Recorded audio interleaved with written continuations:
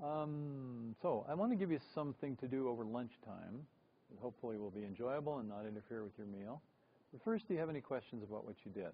For those of you for whom it all went smoothly, fine, wonderful, I don't want to hear about it. If anyone had any difficulties, I would like to hear about that. So, difficulties in doing what I did with Anne, in eliciting the information. I didn't see pictures at all.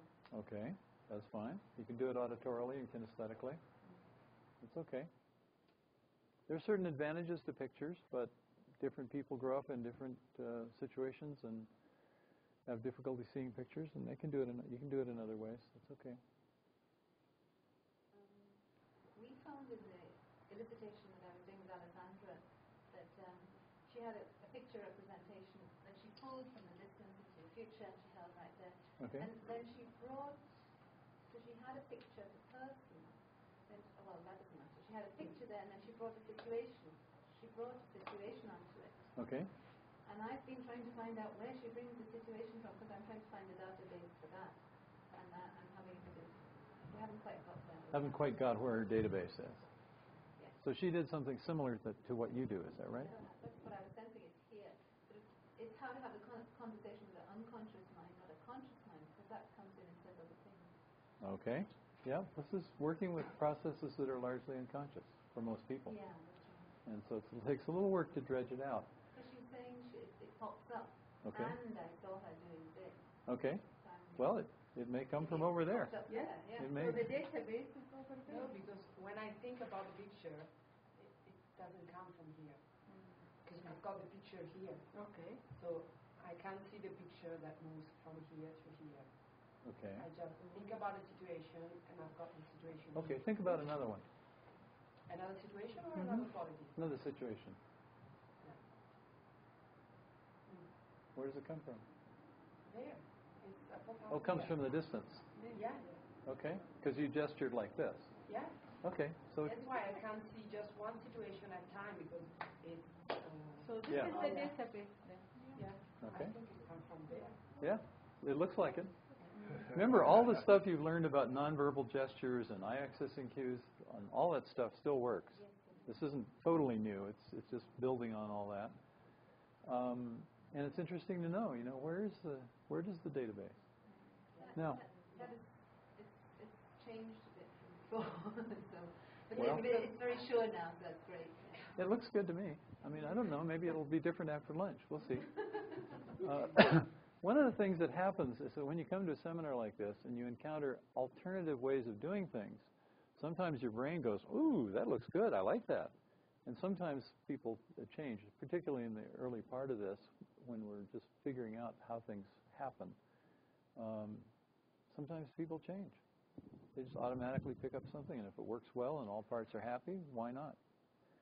So you were just mentioning that you can only see one picture at a time, right? Now, there's a certain advantage to seeing a lot of pictures at once because it's impressive. You just, wow.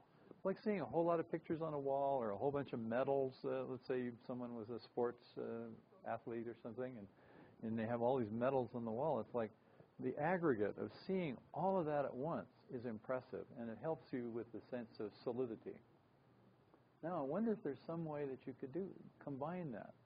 Let me offer just some possibilities, because now we're going to start seeing how we could make your self-concept even better. Because I worked with some really capable people, and even the most capable of them only use about 2/3 of what they could use in building their self-concept. Now, you see a single picture, and I think you gestured round. Is it a round picture? No, it's square. Okay, so you see a square picture, and you see one at a time, right? And it comes in from a great distance? Yeah, when I think about equality, I think about the people I love, and I use this quality. Uh-huh. So at first I've got the picture of these people, Okay. just one, Uh-huh. and the picture is from here to here. Okay. And then, in order to be sure that I've got this quality, I think about a situation, Okay. and so I've got the situation. This is the first picture that I've got the situation here. Okay, so you put those people in different contexts. Yeah. Okay? Okay, that's great. Sure that I've got this one. Now, when you were gesturing right there, you were saying this situation, and you were gesturing like this. So that makes me wonder, as you were thinking, that maybe there's something over here somewhere where you get the situations. She put it. I don't know. This continue to explore. We don't have to decide now. Now, you have a certain set of people here, right? Yeah. And then you change the background. Is that right? So you change Just one person at a time. one at a time. Think about my best friend. Okay. I've got a picture. Then I want to think about my boyfriend. I've got his picture. Okay. Then it's one at a time. They're not together. Okay, but you said something about changing situations. Yeah. When I think about the person, I would like to find out the situation. So I've got with my best friend, I've got the picture in her house. Okay. And I'm in her house. Okay. I can see all the house. Okay. Panoramic. Yeah. Okay. Yeah, because I can't see myself. I'm in the house. Right. Good. Good. Great. If I want to think about someone else, I can see my boyfriend, and then I can see a different situation. We are Okay. in my car. Okay. Now, let's try something else. So you see the other person, so you're in it, so you don't see yourself, and it's panoramic, so it comes all the way around, right? Now, let's say it's a big panoramic image. Okay, from the waist up, right? Yeah. Okay. What if you thought more of it? What if you saw all of the person? In the panoramic situation, I can see all the person. Okay. It's the first picture. The first picture you yeah, see. I can Okay. see just Great. Okay, that's fine. Now, I want you to try something, and just try it out, see what happens. Because this is an example of we're doing well. Does anyone have to leave right away? Oh, good. We'll go a little over, and then we'll start a little later.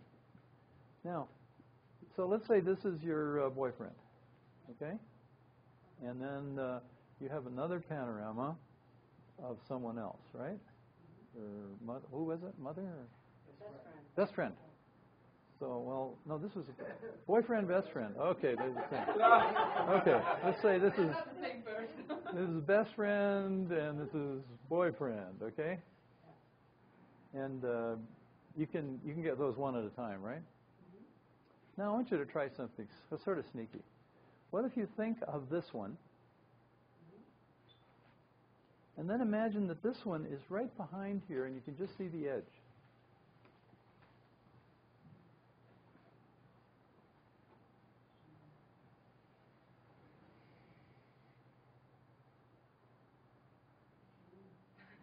A little strange, huh?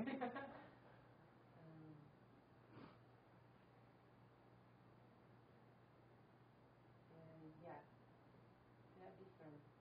And They're really far away from me. you put them far away now? Yeah. What if you just do this one just like you always do? So you're in the situation, and it's panoramic, and you're with your boyfriend, okay? And then right behind that image is this other one. So it doesn't have to go far away. It's strange because the one with my boyfriend, I can see myself, and in the other one, no. You want me to pick up an image with my boyfriend when I'm associated? Yeah. Isn't that what you always do? Am I mistaken? I thought you always were in the picture, associated. No, it depends. Oh, okay. I've got different situations when Oh, fine. I'm associated. And Then whatever you do naturally. What I'm saying so is, the one here's with my boyfriend, I'm not associated because I can see myself. okay. So And you do in the have other one, I'm associated. okay. Then put one of them behind the other. I don't care which one is in front. So that you have a sense of there's more than one here. That you have this little edge. It just tells you, oh yeah, there's another one.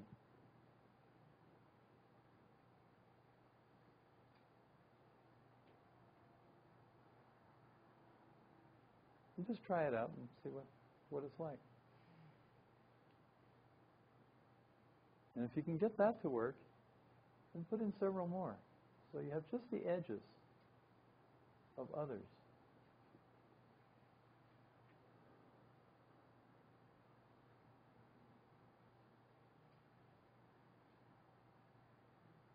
strange for you, huh? Yeah. Okay, well, just try it out and play with it. Here's what I'm going after. I want you to all to experiment more. And let me do some simple ones first. Well, no, let me go ahead with this. The simultaneous and sequential are both useful. Simultaneous, sequential, typically, it's a very large picture. It's a moving picture. You can get into it very quickly, as you did. It's wonderful for a quick response.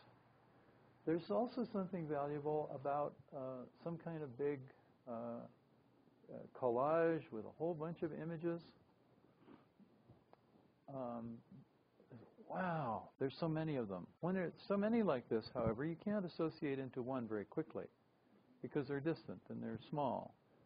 Now, what some people do is they have a giant magnifying glass like this, and they draw it across like this, and whichever one is under the glass then becomes rather large, and you can jump. It makes it easy to jump into it, just as it's easy to jump into a sequential one.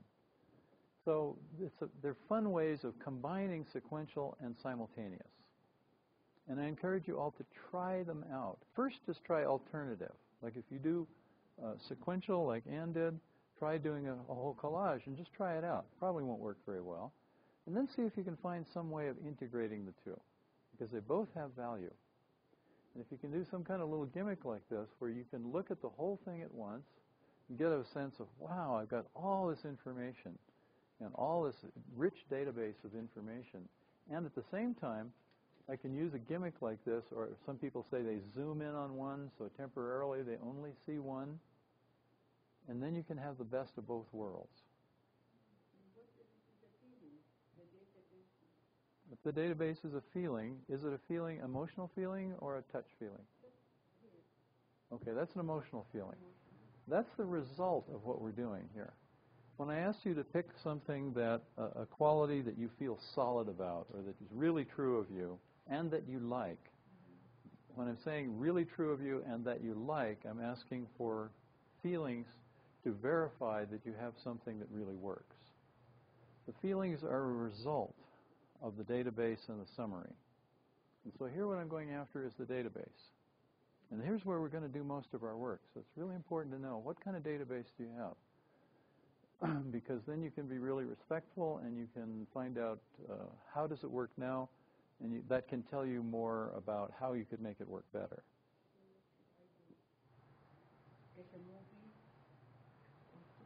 Well, I don't want you to do anything you don't already do. You do something already in there to get you that feeling.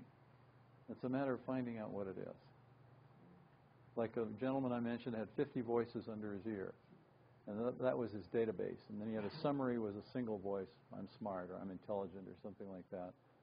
And with Ann, it was, database was here, and she would flash them up here sequentially. The summary was an image of the quality itself, the word itself, and the voice. And that's it. I have nothing else except that feeling which I thought is the database. Okay, so you have the word printed out in a visual image. Okay. Now, if you look at that image of the word, what does that word describe? What images would come if you said, if I said, give me an example of one of those, of that?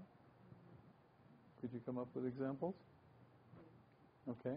And are they images as well? Okay, great. You see, a word is secondary experience. And every language has different noises for different, well, you all know, right? Language is a digital categorization, the digital way of referring to experience. I like to think about it as it's like a handle on a suitcase. It's just a word. If I say Michigana, do you know what that means? Yeah, you know what it means? Okay, well, it's a Yiddish word. It means crazy. Now, unless you know that language, you don't know what that word means. It's just this bunch of sounds.